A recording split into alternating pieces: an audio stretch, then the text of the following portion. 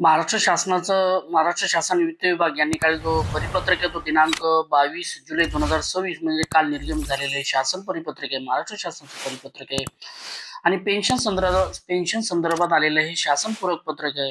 हे पत्रक आपण व्यवस्थित समजून घेऊया.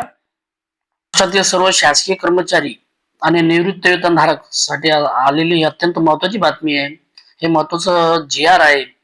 दिलेल्या शासन परिपत्रकाचा शासन पूरक पत्र मराठीतील सोप्या भाषेतील अर्थ खालील प्रमाणे आहेत. मुख्य विषय काय बघा याचा शासकीय कर्मचारी किंवा निवृत्ती वेतन धारकाच्या मृत्यूनंतर त्यांच्या अविवाहित घटस्फोटित किंवा विधवा मुलीला, या ठिकाणी मुलीचा उल्लेख केलेला आहे, अविवाहित घटस्फोटित किंवा विधवा मुलीला, तसेच मानसिक व शारीरिक विकलांग असलेल्या अपत्यांना, मग यात मुलगा असो का मुलगी, कुटुंब निवृत्त वेतन म्हणजे फॅमिली पेन्शन मिळण्याबाबतचे स्पष्टीकरण देणारे हे परिपत्रक आहे. तर महत्वाचे मुद्दे व स्पष्टीकरण या ठिकाणी आपण पाहूया. कुटुंब निवृत्ती वेतनाचा अर्ज करताना प्रतिज्ञापत्र म्हणजे सेल्फ डिक्लेरेशन करणे आवश्यक आहे.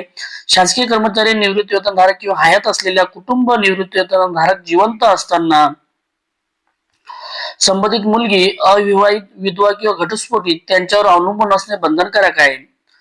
ही मुलगी पालकावर अवलंबून असल्याबाबतचे मुद्रांक पत्रावर म्हणजे स्टॅम्प पेपरवर सांख्यिकीत म्हणजे नोटरी केलेले मूळ स्वयं घोषणापत्र कुटुंब निवृत्ती वेतनाचा अर्ज जोडणे आवश्यक आहे.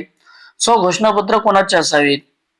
हे स्वघोषणापत्र पालकांनी कर्मचारी निवृत्ती वेतनधारकाने द्यायचे नसून संबंधित मुलीनेच कुटुंब निवृत्तीचा अर्ज सादर करताना स्वतः जोडायचे आहे.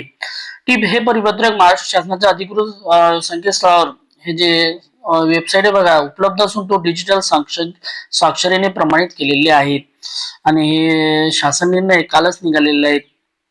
म्हणजे आपले जे फॅमिली पेन्शन आहेत, फॅमिली पेन्शन शासकीय कर्मचारी किंवा निवृत्तीच्या मृत्यूनंतर त्याच्या मुलीला, म्हणजे ती मुलगी अविवाहित, घटस्फोटित किंवा विधवा मुली असेल तर तिला ते, आणि ही सर्वस्व त्या शासकीय कर्मचाऱ्यावर अवलंबून असेल तर तिला देखील फॅमिली पेन्शन मिळणार आहे. अशाच प्रकारचे व्हिडिओ आवडल्यास व्हिडिओ लाईक, शेअर आणि सबस्क्राईब करायला विसरू नका. थँक्यू.